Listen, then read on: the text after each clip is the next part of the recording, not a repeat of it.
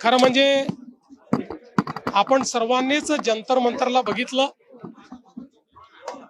ज्या प्रकारे त्या ठिकाणी भाषणं झाली, नारे लागले, वक्तव्य झालीत, त्यातनं एक गोष्ट लक्षात आली, भारताच्या युवांची अभिव्यक्ती नाहीये, तर अराजकता पसरवण्याच्या मानसिकतेची अभिव्यक्ती आपल्याला पाहायला मिळाली.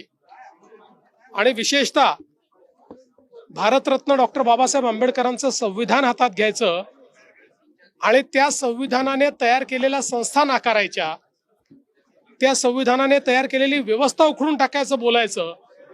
संविधान म्हणजे केवळ पुस्तक नाही आहे, त्यातल्या प्रत्येक आर्टिकलमध्ये या देशाच्या लोकशाहीची तत्व आहेत.